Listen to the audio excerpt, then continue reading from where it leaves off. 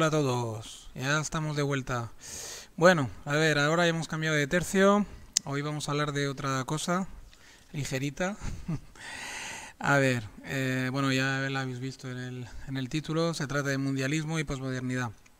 A ver, mundialismo y posmodernidad, ¿por qué? ¿Por qué lo titulo así? Porque hoy vamos a hablar de que, bajo mi punto de vista, evidentemente, yo creo firmemente en que todo, absolutamente todo lo que digamos, lo que hoy en día, todas las cosas, digamos, políticas, todo lo que es la cosa política, lo que son la corriente filosófica que domina y que predomina en el día de hoy, o sea, es decir, en la actualidad, siglo XXI, principios, cuando estamos grabando esto, es el posmodernismo. Quiero decir que lo queramos o no, aunque coexisten con varias corrientes que se resisten, digamos, de alguna forma a esta corriente que es el posmodernismo, vivimos en plena era del posmodernismo.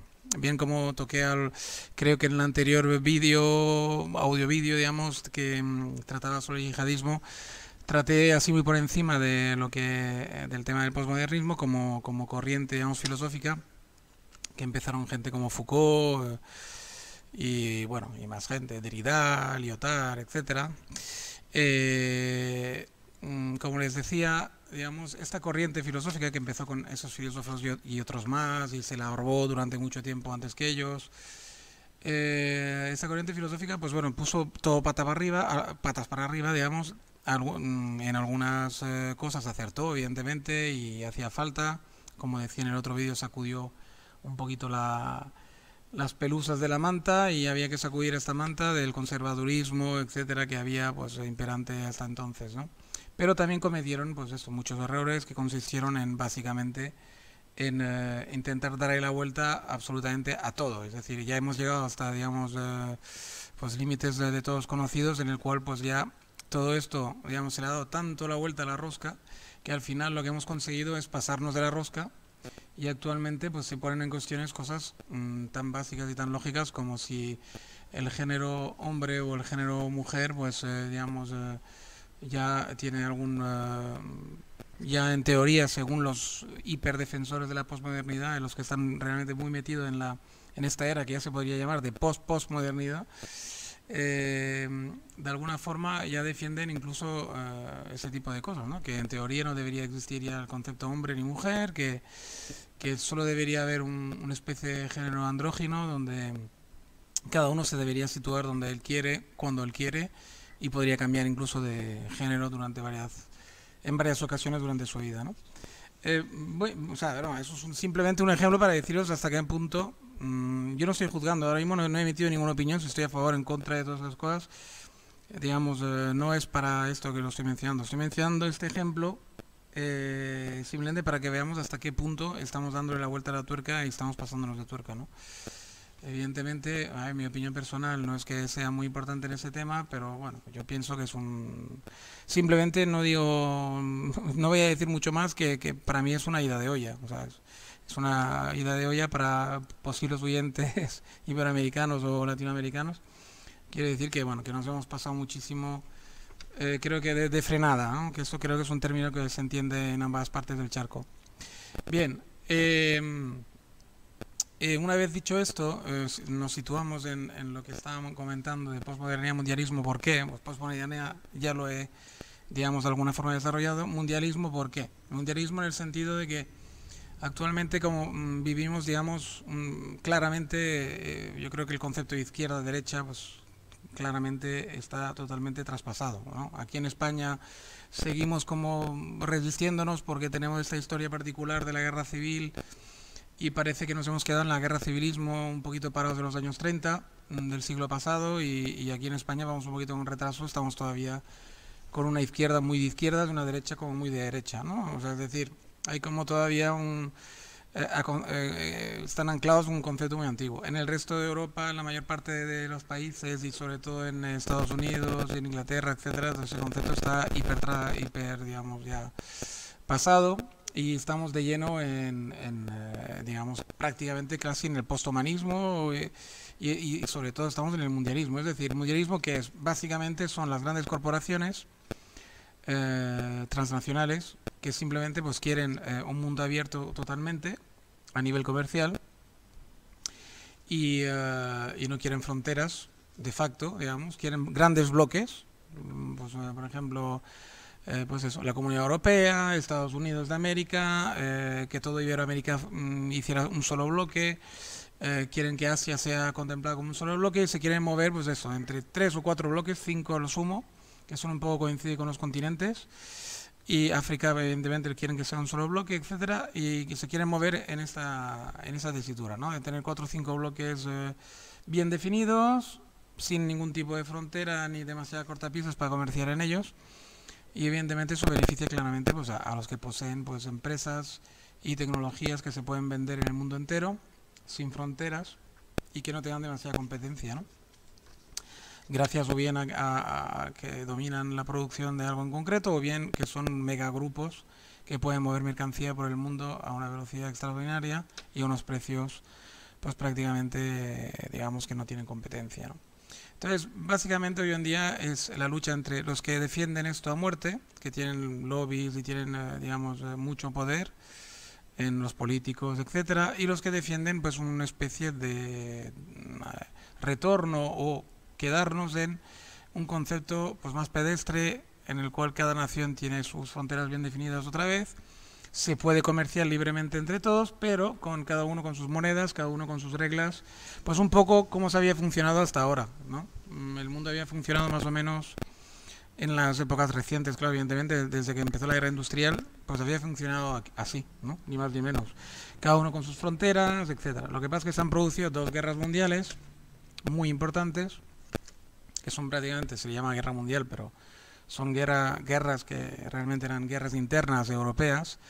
Realmente aquí se trataba simplemente de que, digamos, pues los alemanes básicamente le declararon la guerra al imperio inglés, a lo que quedaba del imperio inglés, a Inglaterra, digamos, y su gran aliado Estados Unidos, o mejor dicho, Estados Unidos e Inglaterra.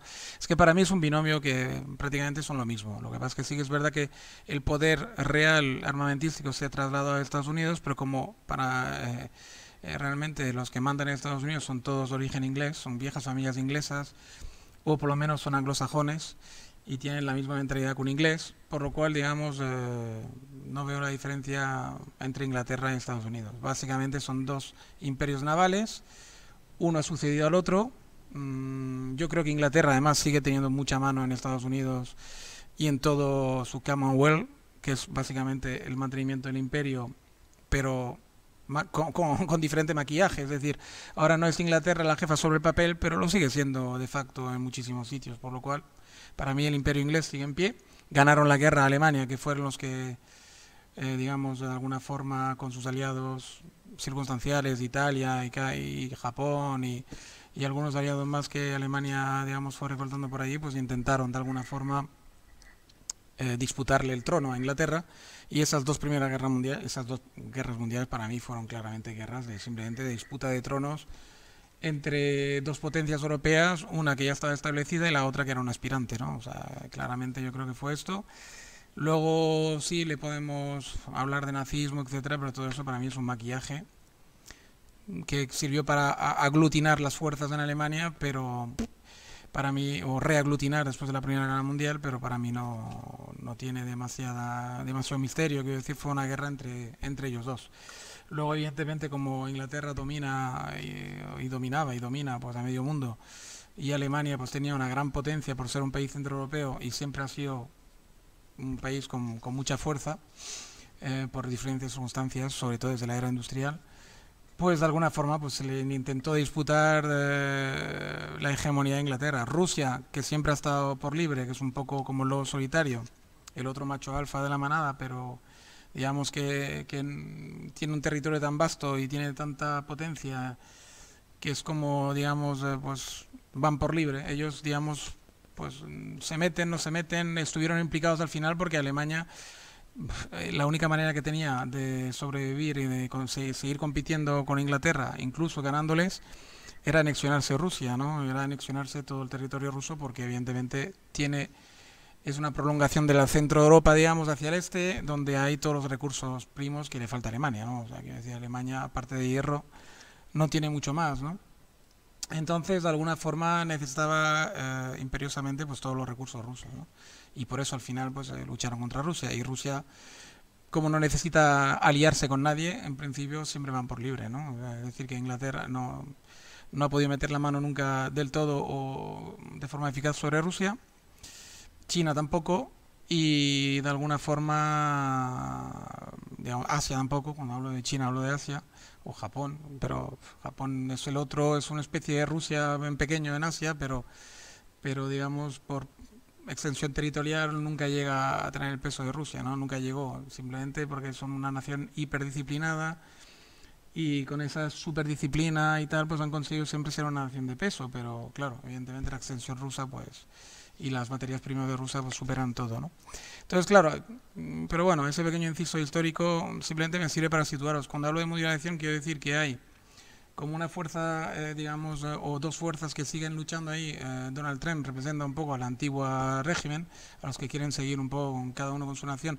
Quiere volver a la era industrial de los principios, es decir, el principio de la era industrial. Realmente cuando cada nación miraba por sí, podían, evidentemente, digamos, vender sus bienes y a otros países y a otros continentes, pero siempre con su moneda propia, y digamos el trabajo que daba cada cual quedaba con su propio trabajo, ¿no?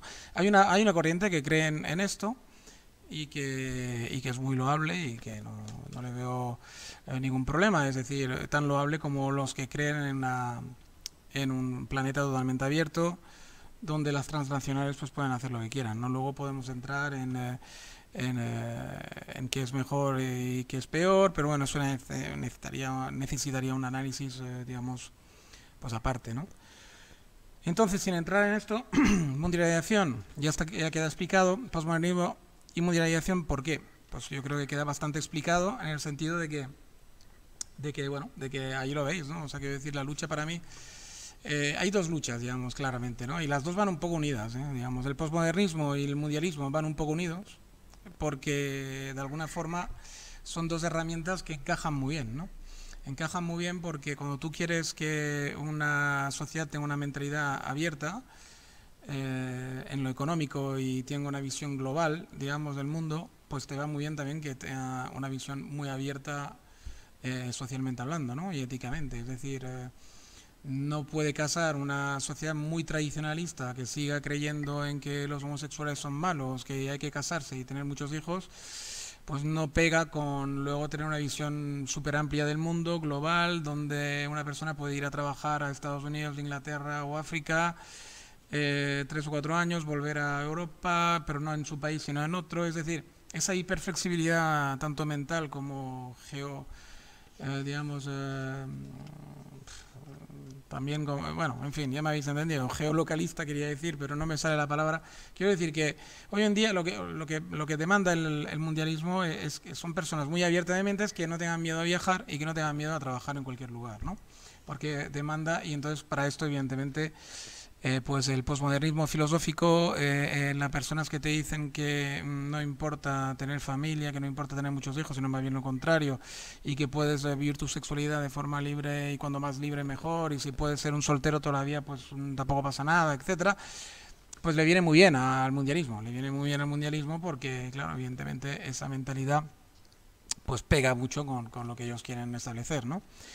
Y entonces digamos, los conservadores o los que digamos quieren que siga todo igual, pues les viene muy bien también les viene muy bien pues una mentalidad mucho más conservadora, incluso les viene bien las antiguas religiones o las religiones de toda la vida, tipo el cristianismo, el islam, etcétera, ¿no? Entonces aquí, digamos, pues ha establecido bueno, para las mentes, digamos, rígidas y para gente que quiere seguir viendo el mundo como lo ha sido estos últimos 200 años o 180 años, pues les cuesta bastante, digamos, pues mentalizarse de que este mundo ya murió. Ahora ha nacido una nueva lucha mucho más compleja, además donde todo se ha mezclado, es decir, es como si hubiéramos cogido un vaso y hubiéramos remezclado todo. Y ahora, claro, te encuentras con que para alguien como yo, que ya tiene sus años y que ya ha vivido bastante el principio de todo esto y toda la transformación que ha habido hasta llegar hasta donde hemos llegado ahora, bueno, y estamos todavía en proceso y en camino, ¿no? Pues es bastante divertido comprobar cómo la izquierda defiende, la izquierda está, por ejemplo, actual, está en contra de la modernización, en principio, porque son bien conscientes de que detrás de ella están las transnacionales y está el capitalismo salvaje, pero al mismo tiempo defienden cosas que les vienen muy bien a la modernización. Es decir, claro, defienden el posmodernismo a muerte. O sea, quiero decir, la filosofía esta posmoderna bueno, de que no importa el género, de que no importa casarse, de que no importa formar una familia estable, etcétera, etcétera, les hacen el juego a los mundialistas. Eso está clarísimo, a la globalización, porque evidentemente esto es perfecto para ellos, por lo cual es muy divertido ver cómo gran parte de la izquierda está defendiendo dos cosas antagónicas y están, digamos, de alguna forma, por una parte haciéndole contra y por otra parte haciéndole el juego. Y yo no sé si es querido o sin querer. Yo me imagino que en muchas ocasiones es por pura ignorancia y es bastante sin querer, pero también habrá una parte de la izquierda que sabe muy bien lo que hace y entonces es sospechoso de que yo, por ejemplo, los socialistas en España serían la encarnación. Yo me imagino que en Europa hay otros iguales de los que los veo un poco sospechosos. Yo creo que el socialismo está haciendo el doble juego, es decir, por una parte está cobrando el mundialismo para defender ideas que les vienen muy bien y por otra parte hace ver como que está en contra, ¿no? Podemos, por ejemplo, podría ser un ejemplo más genuino de defensa de estar en contra del mundialismo, pero al mismo tiempo son los que más genuinamente defienden todas las ideas postmodernas, por lo cual, digamos, yo creo que estos por ignorancia le están haciendo parte del juego al mundialismo, ¿no? O sea que es bastante divertido ver cómo todo esto sucede y que la gente no se da cuenta, ¿no? Y siguen con sus viejos clichés y sus viejos esquemas mentales y hay gente que está a muerte con Podemos y tal y cual y no se dan cuenta que de alguna forma también están defendiendo cosas que les viene perfecto a sus enemigos, ¿no? Jurados, ¿no? Que es un poco la derecha liberal, ultraliberal, capitalista, etcétera, ¿no? Luego, claro, evidentemente esta derecha también ultraliberal, capitalista, que es mundialista y que cree en las transnacionales, por otra parte ves como que se rodean a nivel ético y moral de los conservadores e incluso de las religiones. Entonces, también es muy divertido ver como por una parte ellos mismos se contradicen ellos mismos y están haciendo un contrasentido también, ¿no? Por lo cual, por eso no acaban nunca de despegar ni de convencer ni acaban nunca de acabar de ganar y les va a costar mucho porque son su propio enemigo, ¿no? O sea, tienen enemigo en casa, es decir, por una parte necesitan a la gente conservadora que cree en la familia firme y tal, porque son los que votan a derechas, y por otra parte, de alguna forma, dentro de ellos hay digamos, una parte de liberales ultra que quieren un mundo totalmente mundializado, sin fronteras, y que necesitan gente que no tenga familias demasiado, digamos, estructuradas, ni que sean gente demasiado conservadora, porque necesitan que se muevan y necesitan que consuman cada vez más y de forma más unitaria, porque una familia grande normalmente, pues con vivir en una casa más o menos grande ya tiene bastante. Ellos lo que quieren es que haya, pues no sé, si uno tiene 7 hermanos, que los 7, que ninguno de los 7 pues se case y que todos vivan en 7 casas distintas y que además el capitalismo les mentalice que cuando más grande sea la casa, aunque vivan solos, mejor, para que funcione la economía a tope, ¿no? Entonces, de alguna forma, y si puede ser en 7 lugares del mundo distintos, mejor. O sea, quiero decir, son ejemplos tontos, pero que quieren decir lo que quieren decir, ¿no? El buen entendedor ya me habéis entendido por nada. O sea, es decir, que ahora mismo estamos en un cacao bastante maravillado. Estamos en un cacao bastante importante porque evidentemente ambas facciones, digamos, están llenas de contradicciones, ¿no? Entonces, hasta que no se aclaren los terrenos y que la gente no se dé cuenta y tire los viejos clichés y haya un político o varios políticos que dejen bien en las claras qué es lo que quieren hacer y por dónde quieren ir, tanto en lo filosófico, que sería, bueno, lo ético, lo moral, como en lo práctico, que es la economía, pues vamos a seguir en esa especie de mini caos que hay actualmente, que básicamente no sabemos por dónde van, ¿no? Los tiros, ¿no? O sea, y que tiene a todo el mundo muy despistado, ¿no? Porque ahora mismo hay mensajes contradictorios por todas partes, es decir, entonces la gente que más o menos tenemos esta curiosidad innata, por decirlo de alguna forma, o estas ganas de aprender y esas ganas de estar al tanto, o somos gente, digamos, bastante despierta, que no me digo que soy el único, hay muchísima gente, pues está bastante asombrada o estamos bastante asombrados ante la visión del espectáculo, ¿no? Porque ves es como si vieras una película de esas de antigua. Estoy pensando en el Bud Spencer y el Terence Hill, en sus famosas películas de estas que no sé si os acordáis, los más viejos del lugar seguro que se acuerdan de cómo luchaban entre ellos, se pegaban hostias ahí como panes y venga y tal y cual. Es como si de repente el Bud Spencer, que era el que repartía, se pone a pegarse, o sea, va repartiendo pero al mismo tiempo se va dando puñetazos él mismo, ¿no? Entonces, claro, bueno, aparte de que la cena es bastante divertida, ¿no? Pero aparte de lo divertido de la cena, quiero decir que es un poco, claro, te llama la atención, ¿no? O sea, te ríes, pero al mismo tiempo dices, joder, qué gilipollas del tío este, ¿no? Se está metiendo unas hostias del solo que va a flipar. Entonces, claro, eso es una cosa, es bastante curioso, ¿no? Claro, y veo que con este vídeo no voy a tener bastante. Mira que lo he hecho más largo porque ya sabía que el tema daba para mucho, ¿no? Creo que voy a tener que hacer otro. Porque, claro, luego quería decir un poquito, quería explicar también los perfiles que yo veo de un perfil del capitalismo, qué perfil de gente requiere el capitalismo de ultranza, ultraliberal, digamos, y qué perfil de gente al final crea el comunismo o la izquierda clásica, ¿no? Que esto también es una cosa que yo he observado desde hace un tiempo para esta parte y que creo que he llegado a unas conclusiones bastante divertidas y me gustaría también decirlas. Luego también está, pues digamos, bueno, claro. Bueno, están muchos temas que quiero tocar. Estaba mirando mis notas. Cuando me veis así dudando es porque estoy leyendo mis propias notas, por dónde van, y a veces no me entiendo ni yo. O sea, quiero decir que a veces me releo y digo, ¿qué coño quiere decir aquí, no? O sea, por eso hago esas pequeñas pausas. Pero bueno, digamos que aparte de esto, pues bien, yo creo que le he dado un poquito la vuelta a todo lo que quería decir hoy. Simplemente eso, reseñar bueno, de que es hora de que, bueno, que mucha gente que está metida hasta el tuétano en todo esto de izquierda, derecha, tal y cual, yo creo que revisar un poquito vuestras creencias, porque ahora mismo la lucha, mucha gente que está en la élite lo tiene muy claro, quiero decir, la lucha es otra, no os engañéis. O sea, ahora mismo cuando votéis, tened mucho cuidado porque tenéis que saber qué es lo que queréis realmente. Ahora mismo no hay ningún partido político, de hecho, que pueda representar a alguien al 100%, también os advierto. O sea, quiero decir que si votáis, por ejemplo, a un partido muy liberal, que sepáis que dentro de este partido liberal probablemente haya cosas muy conservadoras. O sea que, cuidado. Después, mirando con lupa, hay pequeños partidos que sí que son coherentes, pero normalmente suelen ser los partidos más pequeños. Aquí en España, como coherentes, yo veo, no es para hacer publicidad así tonta, ¿no? Pero veo bastante a Ciudadanos, por ejemplo. Es un partido liberal, pero ha conseguido limar un poco lo conservador. Es liberal, es decir, liberal en lo económico y bastante liberal en lo social. Pero bueno, bien, claro, a lo mejor me engañan, porque también tienen tics luego muy conservadores, ¿no? Pero bueno, ya te digo, no es publicidad ni nada, simplemente es porque para poneros un ejemplo de lo que yo quiero decir, ¿no?